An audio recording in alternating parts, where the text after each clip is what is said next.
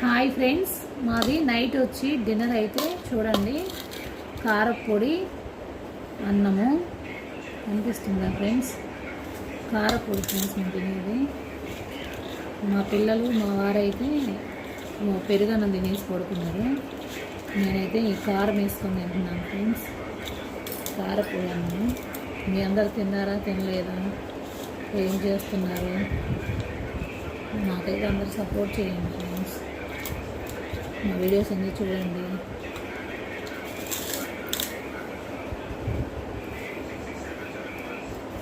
చూడండి కారం అన్న.